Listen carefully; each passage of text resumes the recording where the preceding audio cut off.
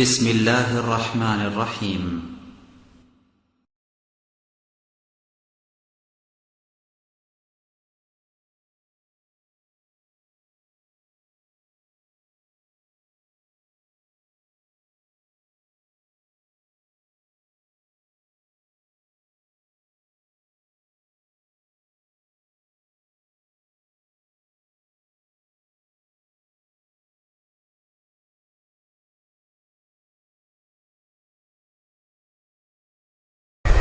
আসসালামু আলাইকুম ওয়া রাহমাতুল্লাহ।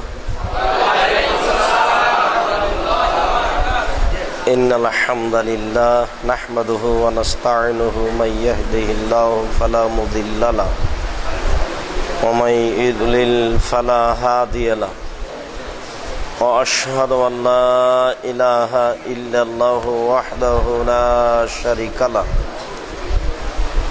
وأشهد أن محمدا عبده ورسوله أما بعد فأعوذ بالله من الشيطان الرجيم فبما رحمة من الله لنت لهم ولو كنت فظا غليظ القلب لانفضوا من حولك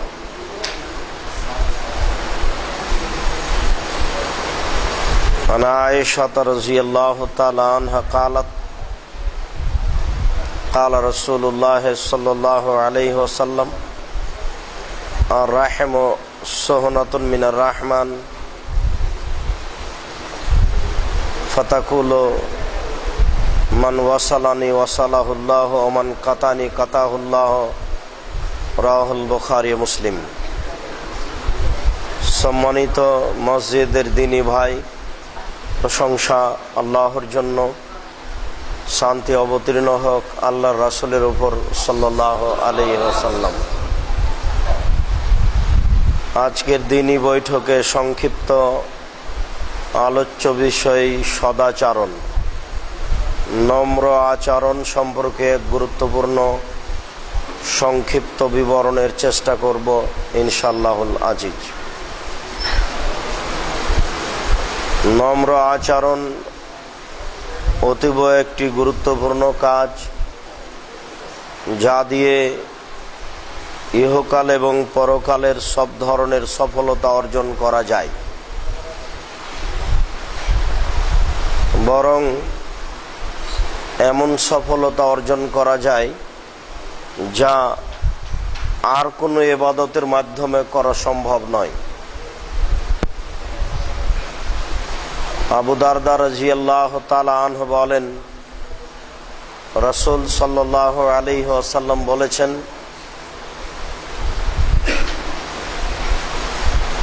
আসকালু শাইইন ফি মিজানিল মুমিনি ইয়াওমাল কিয়ামা খুলুকুন হাসান। বিচারের মাঠে মুমিনের দাড়ি পাল্লায় সবচেয়ে ভারী আমল হিসাবে গণ্য হবে সদাচরণ। নম্র আচরণের নেকি যত ভারী, তাহাজ্জুদ সালাতের নেকি তত ভারী নয়। নম্র আচরণের নেকি যত ভারী, লক্ষ কোটি টাকা দানের নেকি তত ভারী নয়। নম্র আচরণের নেকি যত ভারী, কয়েক লক্ষ টাকা খরচ করে হজ করলেও তার নেকি তত ভারী নয়। নম্র আচরণের নেকি কত ভারী তা মানুষ জানে না। এ কারণেই নম্র আচরণ এমন একটি গুরুত্বপূর্ণ বিষয়, যা দিয়ে ইহকালের সফলতা যেমন অর্জন করা যায়, পরকালের সফলতা তেমন খুব বেশি অর্জন করা যায়। আবু হুরায়রা রাদিয়াল্লাহু তাআলা আনহু বলেন, রাসূল সাল্লাল্লাহু আলাইহি ওয়াসাল্লাম বলেছেন, ইয়াজিদুল মুমিন বিখুলুকি হাসানিহি দারাজাতাস সায়েমুল কায়েম। একজন মুমিন তার নম্র আচরণের মাধ্যমে তাহাজ্জুদ সালাত আদায়কারীর নেকি অর্জন করতে পারে। একজন সদাচরণকারী ব্যক্তি দিনে নফল সিয়াম পালন করে যা নেকি অর্জন করে তাই করতে পারে। অর্থাৎ একজন ব্যক্তি প্রতি রাতে তাহাজ্জুদ সালাত আদায় করে যা নেকি করে, একজন ভালো আচরণের অধিকারী ব্যক্তি তাই নেকি করে। একজন দিনে সিয়াম পালনকারী ব্যক্তি যা নেকি করে, নম্র আচরণের অধিকারী ব্যক্তি সেই নেকি অর্জন করে। আসলে অনেক মানুষই জানে না সদাচরণ কাকে বলে, আর জানলেও পরিস্থিতিতে তা কুলাতে পারে না। পরিস্থিতি তার কাছে এত জটিল হয়ে আসে যে সে নম্র আচরণের কথাটি ভুলে যায়। মানুষ মাত্রই পরিস্থিতির শিকার, মনে করে যে আমাকে এরকম কিছু বলাই লাগবে, করাই লাগবে। এ কারণে সে নম্র আচরণের যথাযথ হক আদায় করতে পারে না।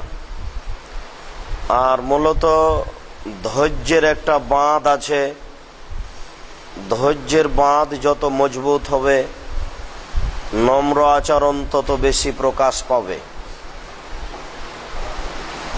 একজন মানুষ, একজন রিক্সা চালক আপনাকে বলল যে আসেন, রিক্সায় উঠেন। তারপর আপনি যখন পাশে গেছেন তখন বলছে যাব না। দেখি এবার আপনি কি বলেন। এখন ধরা পড়বে নম্র আচরণ কাকে বলে আর ধৈর্য কাকে বলে। আপনার খুব সমস্যা, 10,000 টাকার দরকার, জনক ব্যক্তি অদাও দিয়েছে দিবে, কিন্তু সে তখন আর দিল না। দেখা যাক আপনি কি বলেন। আসলে সদাচরণ আটকা পড়েছে ধৈর্যের কাছে। ধৈর্য যেমন হবে সদাচরণের মাপ গতি তেমন হবে। লোকমান হাকিম তার ছেলেকে বললেন, বুনাইয়া অমর বিল মারুফ আকিমিস সালাত অমর বিল মারুফ অনহা আনিল মুনকার অসবির আলা মা সাবাক ইন্না যালিকা মিন আজমিল উমুর। আদরের সন্তান, বৎস, তুমি সালাত আদায় করো আর ভালো কাজের আদেশ করো, মন্দ কাজের নিষেধ করো। আর তুমি এই কাজ করতে গিয়ে যে সমস্যা আসবে তাতে তুমি ধৈর্য ধারণ করো। এটাই হবে তোমার কর্মজীবনে সবচেয়ে বড় কর্ম। মানুষের জীবনে যত কর্ম আসে, কারো বিরোধিতা করা কর্ম আসে, কারো পক্ষে কথা বলা কর্ম আসে, পয়সাপাতি ইনকাম করা কর্ম আসে, সালাত আদায় করা, যাকাত দেওয়া কর্ম আসে। মানুষের জীবনে অনেক কর্ম আছে, তার সবচেয়ে গুরুত্বপূর্ণ কর্ম হলো ধৈর্য ধারণ করা। লোকমান বলছেন, বৎস, তোমার জীবনে এটাই হলো সবচেয়ে বড় কর্ম। কর্মের জীবনে এর চেয়ে বড় কর্ম নেই। এ কারণে আল্লাহ তাআলা আমাদের নবীকে বলছেন, অসবির আলা মা সাবাক। আল্লাহ তাআলা বলছেন, অসবির আলা মা ইয়াকুলুন। মানুষেরা যা বলছে তার উপরে আপনি ধৈর্য ধারণ করুন। মানুষে অনেক কিছুই বলছে, পূর্বেও মানুষকে বলেছে, নবীগণকে মানুষ বলেছে, বলবে, কথাই ঠিক।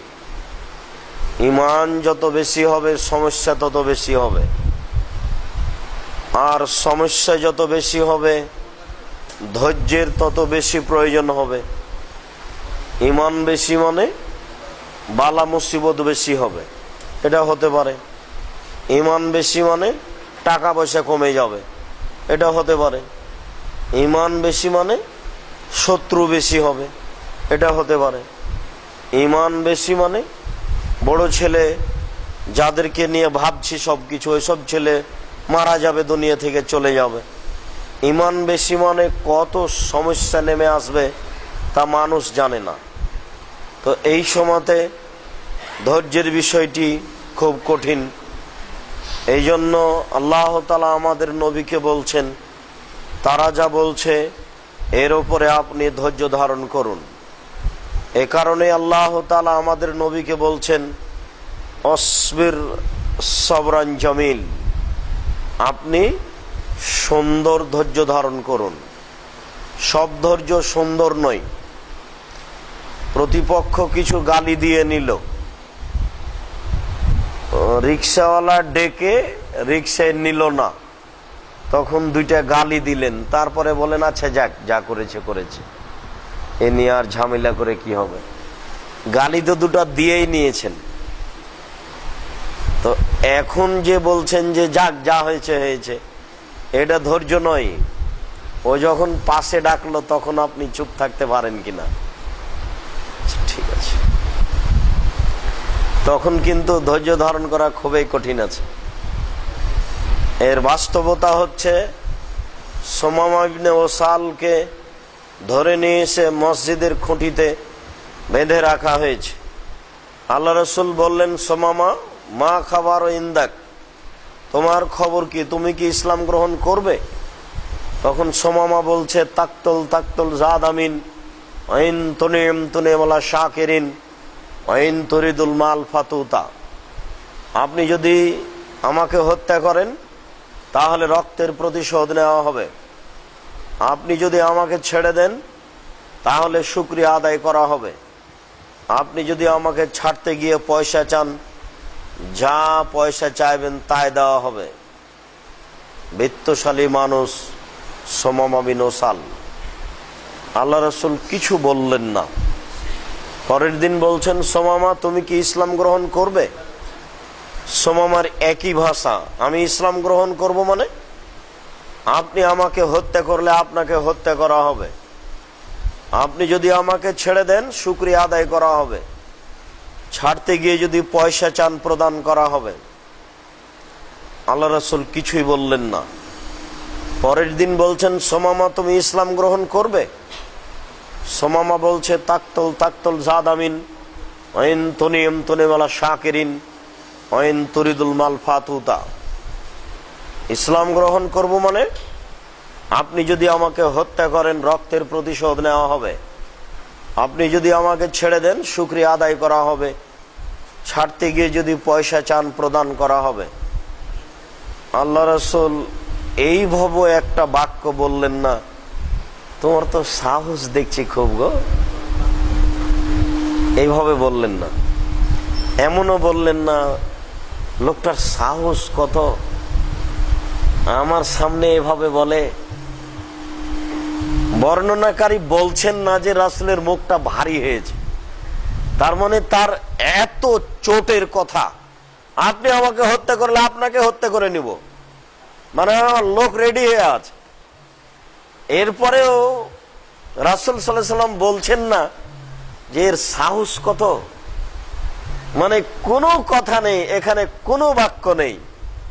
আল্লাহ রাসূল বললেন যে তোমরা তাকে ছেড়ে দাও, ও চলে যাক, এইটুকু বলেছেন। মনে কোনো কষ্ট নিচ্ছেন এটা বোঝা যায় না। তো যাচ্ছে আর বলছে, ভদ্র মানুষ দেখেছি, তবে এত বড় ভদ্র দেখিনি। এর নাম হচ্ছে পরিস্থিতিতে ধৈর্য। আসলে আমরা নিজেরাও পরিস্থিতির অনুকূলে থাকতে পারি না, পরিস্থিতির প্রতিকূলে হয়ে যায়। বলছিলাম সদাচরণ আটকা পড়ে ধৈর্যের কাছে, সদাচরণ ধৈর্যের কাছে গিয়ে মার খেয়ে যায়। এমন পরিস্থিতি আসে তখন আর ধৈর্য ধারণ করা যায় না, তখন সদাচরণ গেছে। আল্লাহ তাআলা বলছেন, ফাবিমা রাহমাতিম মিনাল্লাহ লিনতা লাহুম, আল্লাহর পক্ষ থেকে বড় দয়া যে আপনি নম্র আচরণের হয়েছেন। আপনি যদি কঠোর কর্কশ আচরণের হতেন, লানফাজ্জু মিন হাওলিক, তাহলে মানুষ আপনার পাশ থেকে সরে যেত। তো আপনি নম্র আচরণের বলেই মানুষ আপনার পাশ থেকে সরে যায় না। এটা আল্লাহর পক্ষ থেকে আপনার উপরে 1 নাম্বার বড় দয়া। তাহলে মানুষের উপরে আল্লাহর পক্ষ থেকে যেটা সবচেয়ে বড় দয়া, সেটা হলো নম্র আচরণের হওয়া। এরপরে আল্লাহ তাআলা বলছেন যে ফাফু আনহুম, মানুষ যে আপনাকে অন্যায় কথা বলেছে, অন্যায় কিছু করে ফেলেছে, আপনি দাওয়াত দিতে গেছেন, তখন মানুষ আপনাকে গালি দিয়েছে, মানুষ আপনাকে মারতে চেয়েছে, দাঁত ভেঙে দিয়েছে, প্রথম কাজ আপনি তাদের ক্ষমা করে দেন। আচ্ছা যাক, ও ভুল করেছে। জুমার খুতবার পরে একটা লোক এসে বলছে, কিছুক্ষণ আগের ঘটনা, জোহর জুমার পরের, লোকটার বয়স 65, 77 বা 75 এরকম হবে, একটাই ছেলে। তো ছেলে মেরে তার হাত ভেঙে দিয়েছে এবং হাঁটুর উপরে মেরেছে, তো ভালোভাবে চলতে পারে না।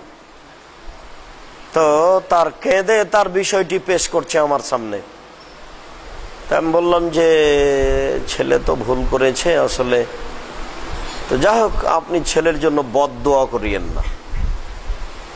আপনি বলেন যে আল্লাহ, ছেলে আমার ভুল করেছে, তুমি তাকে মাফ করে দাও, আর তুমি তাকে হেদায়েত করো, ও যেন আমার সাথে ভালো আচরণ করে। তার মানে আপনার বদদোয়া তার জীবন ইহকালও ধ্বংস, তার জীবন পরকালও ধ্বংস, মানে ও টিকতে পারবে না। আবু হুরায়রা রাদিয়াল্লাহু তাআলা আনহু বলেন, রাসূল সাল্লাল্লাহু আলাইহি সাল্লাম বলেছেন, লা ইয়াতাকাল্লামু ফিল মাহাদে ইল্লা সালাসুন, মায়ের কোলে কেউ কথা বলেনি মাত্র 3 জন। আরো হাদিসের ভিত্তিতে আরো কিছু পাওয়া যায়। তো অত্র বুখারী মুসলিমের হাদিসে মাত্র 3 জন মানুষ মায়ের কোলেই কথা বলেছে বাল্য অবস্থাতেই। তার একজন হচ্ছেন ঈসা আলাইহিস সালাম, আর আরেকজন হচ্ছেন কানা রাজুলুন ফি বানি ইসরাইল ইউকাল লাহু জুরাইজ। অনেক দিন আগে একজন লোক ছিল বানি ইসরাইলের যুগে, তার নাম ছিল জুরাইজ। ফাতাহু উম্মুহু ফাদাতহু, একদা তার মা তার নিকটে আসলেন এবং তাকে ডাকলেন, ও ইসল্লি। এই সময়তে জোরাইজ সালাত আদায় করছিল। ফাকালা, সে বলল, আউসাল্লি আও উজিব, আমার মা যে আমাকে ডাকছে, তো আমি তার ডাকে সাড়া দিব না সালাত আদায় করব, এই তার দ্বিধাদ্বন্দ্ব। সালাত নফল ছিল, এখনো ভাবছে যে আমি মায়ের ডাকে সাড়া দিব না সালাত আদায় করব, মানে এই ভাবতে দেরি করেছে। তখন তার মা বলছেন, আল্লাহুম্মা লা তুমিতহু হাত্তা তুরিয়াহু ওজুহাল মুমিসাত, আল্লাহ, এই ছেলের তুমি মরণ দিবা না যতদিন পর্যন্ত একজন পতিতালয়ের মহিলার মুখ না দেখেছে। মায়ের রাগ, আমি ডাকছি, তুমি আমার ডাকে সাড়া দিবা না, মানে কি ইবাদত দেখাচ্ছ তুমি আমাকে? এই হলো মায়ের রাগ। ওয়াকানা ফি সাওমাতিহি, সে তার গির্জায় থাকতো, তার একটা বিশেষ ইবাদতের ঘর ছিল, সেই ঘরে থেকে ইবাদত করত। ফাতার রাজাত ইমরাতুন ফাতাকাল্লামাতহু, হঠাৎ একজন মহিলা আসলো, মা বলে দিয়েছে কথা, সপ্তম আকাশে গিয়ে কথা লেগে গেছে হাতে হাতে। এখন তার বাস্তবতা, একজন মহিলা আসলো, তার সাথে কথা বলল অন্যায় করার জন্য। ফাবা, জোরাইজ তার সাথে অন্যায় করতে অস্বীকার করলো, না এটা হতে পারে না। ফাআতাত ইলা গোলামিন ইলা রাই, মহিলা একজন রাখালের নিকটে আসলো। ফামকানাতহু ফি নাফসিহা, সে জোর করে ওই রাখালের সাথে অন্যায় করলো। রাখালও সম্মতি জানায়নি, রাখালকে অন্যায় করতে বাধ্য করেছে। ফাওয়ালাদাত গোলামান, এরপরে তার একটা বাচ্চা প্রসব হলো। ফাকালাত হাযা মিন জোরাইজ, মহিলা বলে ফেললো এই বাচ্চা জোরাইজের, অথচ জোরাইজ নাকচ করেছে। ফাতাহু, গ্রামের লোক সেখানে আসলো। ওয়াকাসসারুহু, তার গির্জাঘরটি ভেঙে একবারে চৌচির করে দিল, খান খান করে দিল। ওয়ানজালুহু, তারা সেখান থেকে তাকে বের করে টেনে রাস্তায় নামিয়ে দিল। ওয়াসাব্বুহু, যার যা ভাষা কুলালো সে ভাষায় তাকে গালি দিল, যার যা মনে চাইলো সে তা করাও বলার চেষ্টা করলো, পরিস্থিতি যা হয়। ফাকামা জোরাইজ তাওয়াজ্জা ওয়া সাল্লা, জোরাইজ ওখান থেকে উঠে ওযু করলো, 2 রাকাত সালাত আদায় করলো। ফাতা আল গোলামা, এবার ছেলেটার কাছে আসলো, বাচ্চার কাছে জোরাইজ এসে বলল, মান আবুক, তোমার পিতাকে? রাখালের ছেলেটা বাচ্চাটা বলল, আবি হর রাই, আমার পিতা হচ্ছে রাখাল। এই বাচ্চা কথা বলে, তার প্রমাণে এই কথাটি, ঘটনাটি টেনে নিয়ে আসা হয়েছে এখানে। বাচ্চা বলল আমার পিতা হচ্ছে রাখাল। ফাকালু, গ্রামের লোকেরা বলল, নরিদ আন নাবনি বাইতাক মিন জাহাবিন, আমরা তোমার ঘরটা স্বর্ণ দিয়ে বানিয়ে দিতে চাচ্ছি। তোমার যে একটা ইবাদতের ঘর ছিল, ওই ঘরটা আমরা স্বর্ণ দিয়ে বানিয়ে দিতে চাচ্ছি। কালা জোরাইজ লা ইন্না মিন তিনিন, না, আমার ঘর স্বর্ণ দিয়ে বানাতে হবে না, আমার ঘর মাটি দিয়ে বানাতে হবে, আমি এটাই চাচ্ছি। এ হলো জোরাইজের ঘটনা। কথা প্রসঙ্গ এসেছে, ভুল করেও ছেলে মেয়ের জন্য কোনো সময় রাগ করে বদদোয়া করিয়েন না, ওটা আল্লাহর কাছে লাগতে সময় লাগে না। ছেলে মেয়ে ভুল করে ফেলেছে, ধৈর্য ধারণ করুন, তাকে বুঝান, তার আগে আল্লাহকে বলেন, ছেলে কেন আমার এমন হলো, ছেলে কেন আমাকে মারবে, আমি তো ছেলের নিকটে সবচেয়ে প্রিয় মানুষ, এটা তো আমি চাইনি। এটাই বলে আল্লাহকে আগে বলেন, আল্লাহ ছেলেকে ভালো করে দেখ, আল্লাহুম্মা আমিন। বলছিলাম সদাচরণ দিয়ে যা অর্জন করা যায় তা অন্য কিছু দিয়ে করা যায় না। তাই আবু হুরায়রা রাদিয়াল্লাহু তাআলা আনহু বলেন, রাসূল সাল্লাল্লাহু আলাইহি ওয়াসাল্লাম বলেছেন, আর রাহিমুস সুহনাতুন মিনার রহমান, নম্র আচরণ রহমান থেকে নির্গত হয়েছে। ফাতাকুলো, রহমান বলেন, মান ওয়াসালানি ওয়াসালাহুল্লাহ ওমান কাতানি কাতাহুল্লাহ, যে আমাকে গ্রহণ করবে আল্লাহ তাকে গ্রহণ করবেন, যে আমাকে নম্র আচরণকে যে ছেড়ে দিবে আল্লাহ তাকে ছেড়ে দিবেন। যার নম্র আচরণ নেই তার আল্লাহ নেই, যার নম্র আচরণ নেই তার উপরে আল্লাহর বিশেষ কোনো দয়া নেই। আয়েশা রাদিয়াল্লাহু তাআলা আনহা বলেন, রাসূল সাল্লাল্লাহু আলাইহি সাল্লাম বলেছেন, আর রাহিমুস সুহনাতুন মাল আরশ, আর রাহিমু মুআল্লাকাতুন বিল আরশ, নম্র আচরণ আল্লাহর আরশের সাথে ঝুলন্ত অবস্থায়। নম্র আচরণের জন্য একটা রূপরেখা আছে। নম্র আচরণ আল্লাহর আরশের সাথে ঝুলন্ত অবস্থায় বলছে, মান ওয়াসালানি ওয়াসালাহুল্লাহ ওমান কাতানি কাতাহুল্লাহ, আমি নম্র আচরণ বলছি, আমাকে যে গ্রহণ করবে আল্লাহ তাকে গ্রহণ করবেন, আমাকে যে ছেড়ে দিবে আল্লাহ তাকে ছেড়ে দিবেন। আবু হুরায়রা রাদিয়াল্লাহু তাআলা আনহু বলেন, রাসূল সাল্লাল্লাহু আলাইহি সাল্লাম বলেছেন, লাইসাল ওয়াসিলু বিল মুকাফি, কেউ আমার সাথে নম্র আচরণ করবে বলে আমি তার সাথে নম্র আচরণ করবে, এর নাম নম্রতা নয়। ওয়ালাকিনাল ওয়াসিল, নম্রতা হচ্ছে এজা কতিয়াত রাহিমাহু ওয়াসালাহা, যখন ও নম্র আচরণ নষ্ট করবে তখন তুমি তার জড়ানোর চেষ্টা করবে। এর নাম হচ্ছে নম্র আচরণ। বাস্তবতাতে আমরা কুলাতে পারছি না, বাস্তবতা এত জটিল, বক্তব্যের সাথে বাস্তবতার বড় অমিল। যেখানে সেখানে দেখা যায় যে বাস্তবতায় টিকতে পারি না, পরিস্থিতির শিকার। হাদিস 6 স্থানে থেকে যাচ্ছে, আর আমাদের শুধু বলা ও শোনাই হচ্ছে, অথচ তা বাস্তব জীবনে নিয়ে আসা একান্ত জরুরি। লোকটা মসজিদে ঢুকলো, মসজিদে ঢুকে পেশাব করতে লাগলো। সাহাবীগণ মানবিক চরিত্রে তার দিকে ছুটে গেলেন, ছুটে গিয়ে তাকে ধমকাতে লাগলেন, তুজরে মোহ। তো অনেক কিছু বলতে লাগলেন। তো আল্লাহ রাসূল বলছেন যে তাদু হালা তুজরে মোহ, এই থামো, তোমরা তাকে কিছু বলো না, তাকে গাল মন্দ করো না, ওকে পেশাব করতে দাও। পেশাব করা যখন শেষ হয়ে গেল, তখন আল্লাহ রাসূল বললেন, ওমর, আবু বকর সিদ্দিক, যারা তোমরা এই বৈঠকে রয়েছ, তারা এক বালতি পানি নিয়ে এসে পেশাবের উপরে ঢেলে দাও।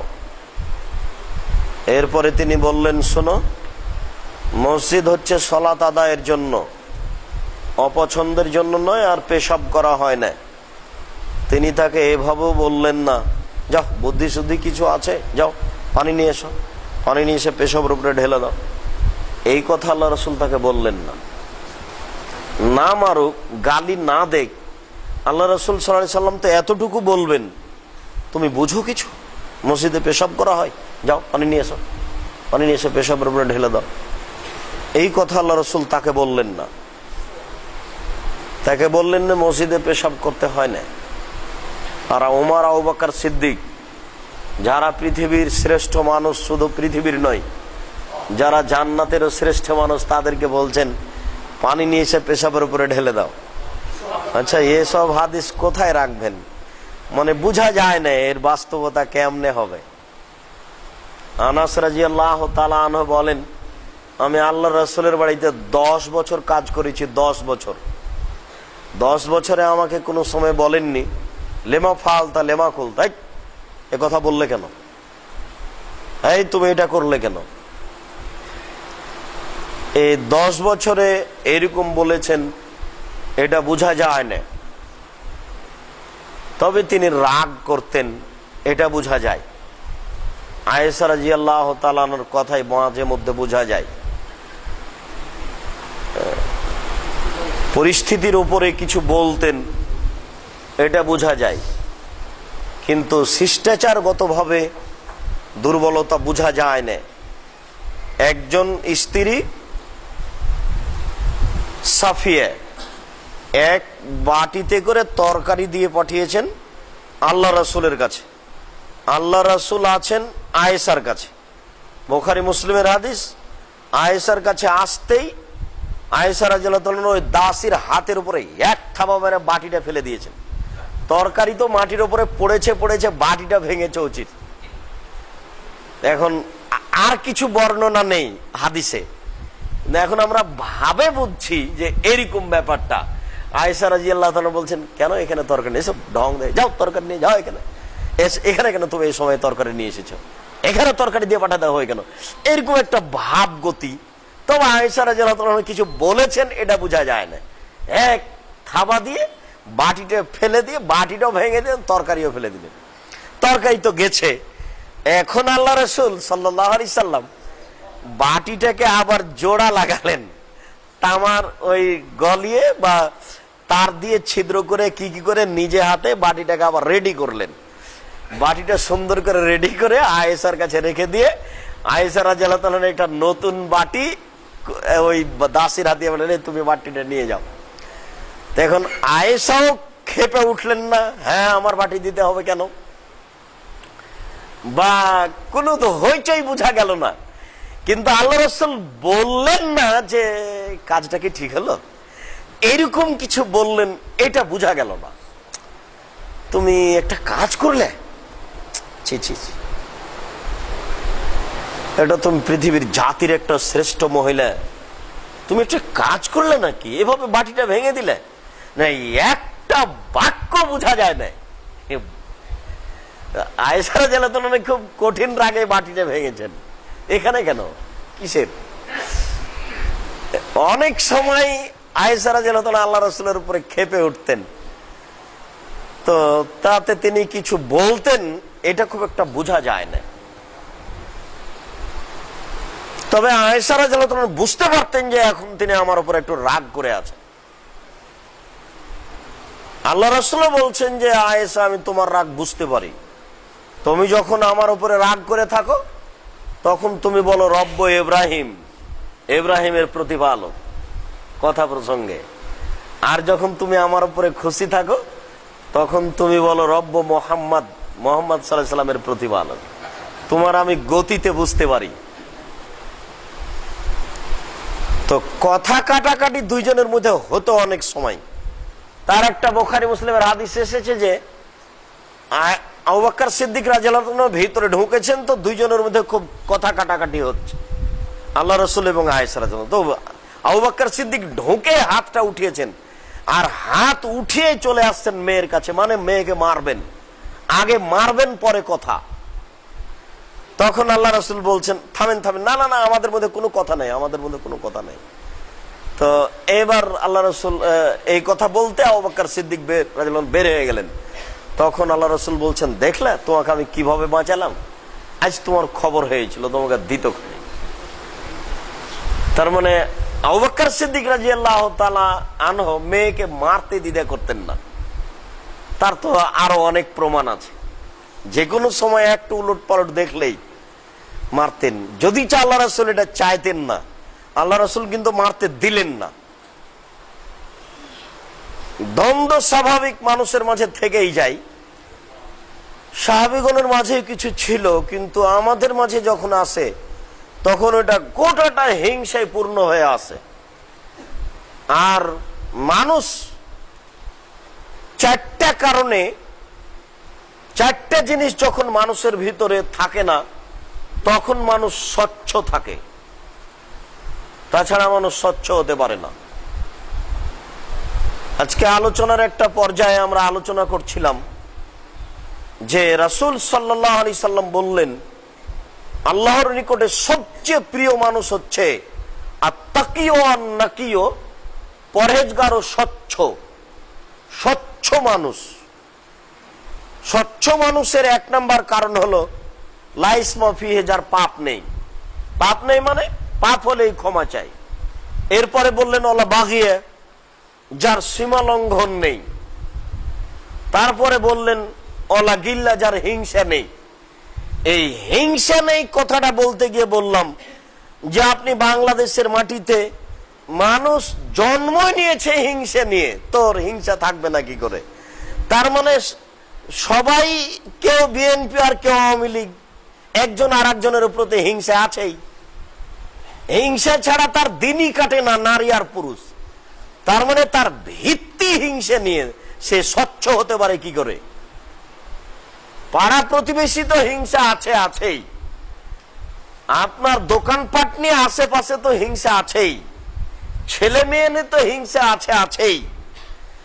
এই নির্বাচন পদ্ধতি এত কঠিন যে একজন আর একজনের উপরে হিংসা না করলে তার দিনই কাটে না। কাজেই তার স্বচ্ছ হওয়ার কোনো সুযোগই নাই। স্বচ্ছ হলে তাকে এই পথ থেকে তওবা করে ফিরে আসতে হবে। একজন মানুষ নম্র আচরণের হতে পারে না এই চারটে জিনিস তার ভিতরে থাকাকালীন। যখন এগুলো থাকবে না তখনই সে স্বচ্ছ হতে পারে। সম্মানিত মসজিদের মুসল্লি, আপনাদের আগ্রহের বিষয়টি আমি আঁচ করছি। এরপরেও জনাব তাসলিম সরকার যা বলেছেন তা একেবারে সত্য সত্যই।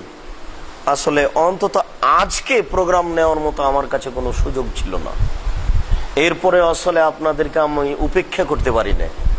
আমার কাছে উপেক্ষা করা কাজটি খুবই ভারী। সকালে আমি দিল্লির উদ্দেশ্যে বের হবো, এ নিয়েতে এখনো আছি ইনশাআল্লাহ, ওইভাবে প্রস্তুতি নিয়ে আছি। কাজে এখন ঢাকাতে এসে এভাবে প্রোগ্রাম করা, এটা একটা কেমন কাজ হয়। তার উপরন্ত ওখান থেকে আপনার ওই মাদ্রাসা গেলাম, হাঁটাবো, বীর হাঁটাবো আপনার ওই কাঞ্চন দেবই বাজার মাদ্রাসা। আপনারা সহযোগিতা করেন না করেন, মাঝে মধ্যে দেখে আসবেন, দেখে আসা ভালো। সহযোগিতা সবাই করতে পারে না, পারবেও না, এটা পৃথিবী। তবে সহযোগিতা করার মন মানসিকতা রাখতে হবে। প্রতিষ্ঠান বিশাল আকৃতিতে হবে ইনশাল্লাহ, হবেই হবে ইনশাল্লাহ। হবে কিভাবে তা আমি জানি না, তবে হবে এতে আমি বিশ্বাসী। এটা আমার অন্তর সর্বদা বলছে ইনশাল্লাহ হবেই। কাজেই আপনাদের এই বিষয়ে বড় মন মানসিকতা থাকা ভালো। আমি বড় মন মানসিকতা থাকা কামনা করি। যেহেতু মানুষ দিয়েই হবে, নিজে আল্লাহ কোনো কাজ করেন না, মানুষ দিয়েই করেন, কাজে আমাদেরকেই করতে হবে।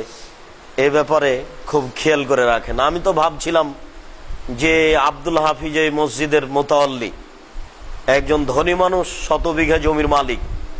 আমি তাকে প্রস্তাব দিয়েছিলাম, আপনার এই মসজিদ সহ এলাকার জমি মসজিদ মাদ্রাসার জন্য হস্তান্তর করেন। 3 থেকে 5 থেকে 7 বছরের মধ্যে ঢাকাতে সবচেয়ে উন্নত মানের একটা প্রতিষ্ঠান গড়ে তুলবো ইনশাল্লাহ, এরকম জায়গায়। প্রথম দিন তার ছেলেরাও সম্মতি দেখালেন, উনিও দেখালেন। কিছুদিন পরে জানা গেল যে ওই লোকের মেয়ের স্বামী জামাইরা রাজি নয়।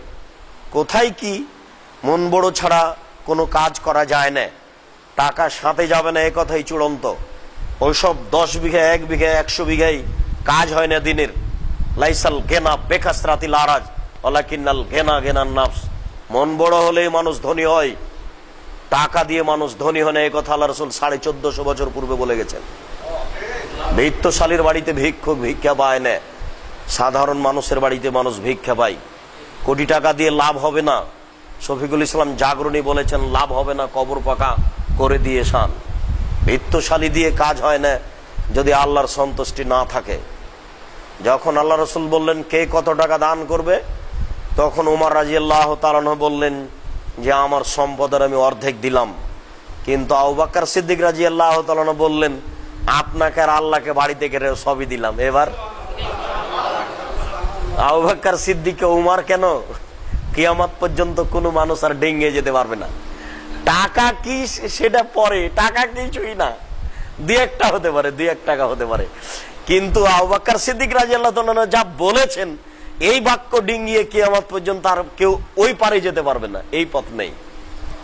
অথচ উসমান রাদিয়াল্লাহু তাআলা বললেন যে যত মানুষ যাবে সমস্ত মানুষের খাওয়া খরচ, যাতায়াত খরচ, অর্ধেক মানুষের খাওয়া খরচ, যাতায়াত খরচ আমি উসমান বহন করব। সেদিন মানুষের সংখ্যা ছিল 30,000। 15,000 মানুষকে তিনি 15,000 উট দিয়েছিলেন। 15,000 মানুষের তিনি যাতায়াত, খাওয়া খরচ সবকিছু বহন করেছিলেন। এর নাম ধনী। আসলেই তিনি বিশাল ধনী। তো যাক, বলছিলাম এই পর্যায়ে এসে আপনার আগ্রহকে স্বাগতম জানাই। আমরা সময় সাপেক্ষে আপনাদের সামনে দিনী আলোচনা পেশ করব ইনশাআল্লাহুল আজিজ। আল্লাহ আপনাদের কবুল করুক, আল্লাহুম্মা আমিন।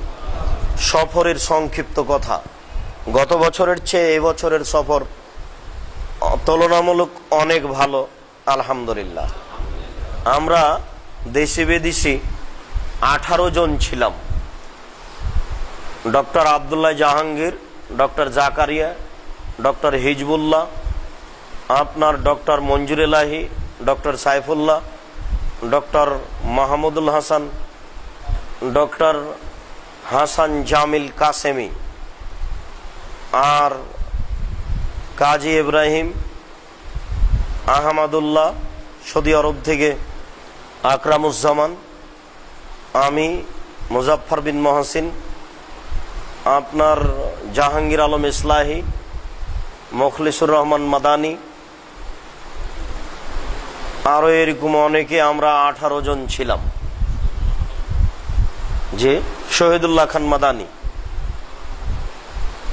আমরা 18 জন ছিলাম। গতবারের টিভি টক ছিল আমার এবং মুজাফফরের অনেক বেশি, যেটা ব্যক্তিগত হয়ে থাকে। আমরা এটাই চাচ্ছিলাম বেশি, কিন্তু জাকির নায়েক যে কি বুঝলেন, হয়তোবা তিনি ভাবছেন যে টিভি টক মনে হয় এই লোকগুলির টিভি টক বেশি মানুষে দেখে। এটা কোনো তার কাছে খবর আছে নাকি? আমাদেরকে GD group discussion talk show এতে এমনভাবে আটকালেন যে একবারে নিজে থেকে বললেন যে তাদেরকে প্রতিটা ওই এপিসোড গ্রুপ ডিসকাশনে থাকতে হবে। এখানে থাকার পরে যদি তারা পারে তাহলে তারা টিভি টকে যাবে। যার জন্য আমাদের একবারে টিভি টক বন্ধ বললেই চলে। তাও বিভিন্নভাবে কলা কৌশলে 3 দিন সুযোগ দিয়েছিল। আর বিভিন্নভাবে আমি টিভি টক আলোচনা করেছি, বক্তব্য 69টা, মুজাফফর মনে হয় 53টা করেছে। আর টক শো আছে আমার 250টা, তারও এরকমই কাছাকাছি হবে। গত বছরের টক শো ছিল আমার 80টে, আর বক্তব্য ছিল 105টা। তাহলে এবার সব মিলে গত বছরের তুলনায় অনেক বেশি। জি, ওদেশের লোকের পরিচিতির সাথে দাওয়াতের দিক দিয়ে এই বছরও বেশ কয়েক জায়গাতে দাওয়াত দিতে গেছি। মানুষ দূর দূরান্ত থেকে এসেছে, বেলজিয়াম থেকে এসেছে, আরো কোথা থেকে এসেছে সাক্ষাতের জন্য। এদিক দিয়ে আলহামদুলিল্লাহ ভালো। জাকির নায়েকের সাথে আমাদের সাক্ষাৎ হয়েছিল 29 তারিখ সম্ভবত। উনি এসে খুব সহজ সরল মানুষ, সাধারণ মানুষ, উঁচু লম্বা, আমাদের চেয়ে অর্ধ হাতের চেয়ে বেশি হবে মনে হয়, বেশ ভালো লম্বা, পাশাপাশি হওয়াতে বোঝা গেল। তা আমরা যে ঘরে ছিলাম ওই ঘরে টেবিলটা একটু সাইজ মতো ছিল না, তো উনি ঢুকে আগে টেবিলটা ঠেলতে আরম্ভ করেছে। টেবিলটা ঠেলে একদিকে নিয়ে গেলেন, আর চেয়ার টেয়ারগুলো সাজিয়ে বসে কথাবার্তা হতে লাগলো। তো অনেক কথাবার্তা এলোমেলো, সবাই আছি, প্রশংসার সাইড খুব বেশি। তারপরে এক পর্যায়ে আমি বললাম, জনাব আমার কয়েকটা কথা বলেন। আমার প্রথম কথা হচ্ছে, আপনার ছেলে মেয়ে কটায়? আমার মেয়ে 2টে, ছেলে 1টা। আচ্ছা, আপনার বাপ মা বেঁচে আছেন কি? বলে আছে। আপনি কেরালার মানুষ না বোম্বাইয়ের মানুষ? আমি বোম্বাইয়ের মানুষ, কেরালার নই। এরপরে বললাম, আপনি কত ঘন্টা পড়াশোনা করেন? 17 ঘন্টা। আপনার ঘুম 3.5 থেকে 4 ঘন্টা। আচ্ছা, বাংলাদেশে পিস স্কুল বা পিস পাবলিকেশন এরকম কোন স্কুল আপনার অনুমতিতে খোলা হয়েছে কি? জি না, এরকম কোন স্কুল আমার অনুমতিতে খোলা হয়নি। বাংলাদেশে কোন স্কুলের ব্যাপারে আমার সাথে কেউ কথাও বলেনি। আপনি কি বাংলাদেশে কোন স্কুল খুলতে ইচ্ছুক? অনেকদিন আগেই ছিলাম, এখনো আছি, পরিস্থিতি অনুকূলে হয় না, তবে আমার ইচ্ছা আছে। আপনি কি বাংলাদেশে একটা প্রোগ্রাম করতে আগ্রহী? আমি খুব বেশি আগ্রহী, তো পরিবেশ কিভাবে হবে তা বুঝে উঠতে পারি না। দলীয় নেতা আমাকে অনুকূলে মনে করবে, সমস্যা বাড়বে। তাতে ভাবা মনে হচ্ছে ঢাকায় আসতে না পারাটা তার জীবনের একটা বড় ঘাটতি থেকে যাচ্ছে বলে উনি মনে করছেন। তার মানে তিনি এত আগ্রহী আসতে। আপনার এই পিস স্কুলে ভর্তি হওয়ার ব্যাপারে নিয়ম কানুন, আমার পিস স্কুলে ভর্তি হওয়া যাবে, কোনো সমস্যা নেই, যে কেউ ভর্তি হতে পারে। তবে বাংলাদেশ থেকে আসলে বাৎসরিক ভিসা নিয়ে আসতে হবে, যা খুব কঠিন। তারপরে আমি বললাম, এবার আপনার উপরে কিছু আমার জিজ্ঞাসা।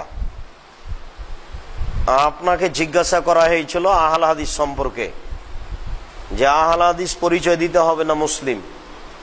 তা আপনি বলেছিলেন মুসলিম পরিচয় দিতে হবে। বিষয়টি আমাদের কাছে যথেষ্ট আপত্তিকর। তিনি অনেক কিছুই বললেন, যা বলে থাকেন আপনারা শুনে থাকেন। তা তিনি বললেন, তিনি বলতে চাচ্ছেন যে আহলে হাদিস বললে একটা গোষ্ঠীর মধ্যে ঢুকে যাওয়া হয়, যাতে মানুষের কিছু আপত্তি থেকেই যায়। আর মুসলিম বললে অন্তত এ আপত্তি থাকে না, তবে তারা নিজেরাই জন্মসূত্রে আহলে হাদিস, কথাটা তিনি প্রকাশ করতে চান না। এরপরে আমি বললাম যে আপনার গলায় টাই থাকে আর আপনার বক্তব্যের মাঠে মানুষ হাত তালি দেয়, এটা শরীয়ত অনুকূলে নয়, আমরা এটাকে জায়েজ মনে করি না। তিনি যা উত্তর দিলেন কিছু আর কি, যার সারমর্ম হলো এই, বহু মানুষ থাকে, বিভিন্ন ধর্মের মানুষ থাকে, এতে মানুষ খুশি হয়। আর সালাফের তো অনেকেই এর অনুকূলে আছে, এরকম কিছু বললেন। তারপরে আমি বললাম যে আপনার বৈঠকে কোরআন তেলাওয়াত হলে তাই ওই এক কথাই, বহু মানুষ থাকে, আর এটা তো আমি স্যাটেলাইটে মানুষের সামনে যায়, এটাকে আমি সুন্নাত বা কিছু মনে পড়ি আর এরকম কিছু কথা বললেন, যার সুন্দর খুব একটা হুবাহু জবাব ছিল না। তিনি এগুলি কয়েকটা কথা বললেন এসব বিষয়ে, আর বললেন যে ভারতে ওই রবিশঙ্করের হাত খুব বড়, এই যে প্রতিপক্ষ শ্রী শ্রী রবিশঙ্কর, হাত তার খুব বড়, তার মানে দিল্লির জজ কোর্ট হাইকোর্ট তার অধীনে চলে। সে হিন্দু ধর্মের সবচেয়ে বড় আর কি নেতা, গুরু, যার কারণে ওই বিষয়ে তাকে অনেক মানে কষ্ট গ্লানি বহন করতে হচ্ছে, পরিস্থিতির মোকাবেলা করতে হচ্ছে। যাই হোক, সব মিলে তার সাথে অনেক কথা হয়েছে। এখন আর তো দেখছেন সব ছবি নিয়ে ব্যস্ত, ওনাকেও ছবি নিয়ে ব্যস্ত হতে দেখলাম। এজাহার ফরিদিকে বললেন, এই সবাই মিলে দাঁড়িয়ে ছবি নিতে হবে, এবার বসে নিতে হবে, পাশে বসিয়ে নেবে, নানান হিসাব। এ একটা বেশ কিছুক্ষণ থাকলো, তারপর 1.5-2 ঘন্টা এরকমই হলো। সব মিলে দেখা গেল খুব সহজ সরল মানুষ, মানে মনে হয় না যে জাতির কাছে এত বড় মানুষ, তার কাছে আমরা কিছু বুঝলাম না, মানে একটা স্বাভাবিক মানুষ, বাচ্চা ছেলে, উর্দু ভাষায়। ওরা তো বোম্বাইয়ের মানুষ, তাদের ভাষা হচ্ছে গ্রাম্য উর্দু ভাষায়। হিন্দি বলতে পারেন, হিন্দি ভাষা তাদের তো স্কুলের ভাষা, তো কথাবার্তা হয়েছে উর্দু ভাষায়। আর উনি ওই উর্দু হিন্দি জানেন না, বাংলা অক্ষর চিনেন না, বাংলা জানেন না, বাংলা অক্ষর দেখেনি কোনোদিন মনে হয়, বাংলা জানেন না, বাংলা বলতে পারেন না।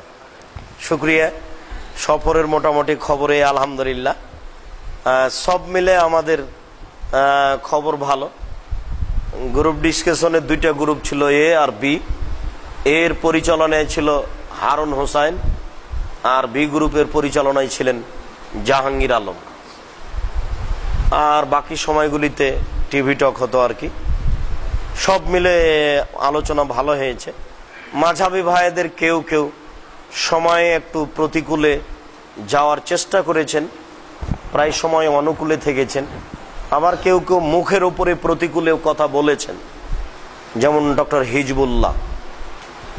তো তারপরে মনে হয় ওগুলো যখন বের হয়ে আসবে তখন মনে হয় সঠিকটা আসবে, বা বেঠিকটাও থাকতে পারে, কেটে দিতেও পারে। সব মিলে মোটামুটি ভালো হয়েছে আলহামদুলিল্লাহ। শুক্রিয়া, জাযাকুমুল্লাহ খায়ের। এই পর্যন্ত বলে আজকের আলোচনা এখানেই শেষ করছি। আমরা যা বললাম সদাচরণের বিষয়টি, তা যেন মেলে চলার চেষ্টা করতে পারে, আল্লাহ তৌফিক দান করুক, আল্লাহুম্মা আমিন। জি, দিল্লি থেকে সামনের জুমা পর্যন্ত সময় মনে করছি, 19-20 আগামী তা থাকবো ইনশাল্লাহ, হয়তো তাতে সমস্যা নেই। জি, শুক্রিয়া, জাযাকুমুল্লাহ খায়ের। সুবহানাকা আল্লাহুম্মা ওয়া বিহামদিকা আশহাদু আল্লা ইলাহা ইল্লা আনতা আস্তাগফিরুকা ওয়া আতুবু ইলাইক। আসসালামু আলাইকুম ওয়া রাহমাতুল্লাহ।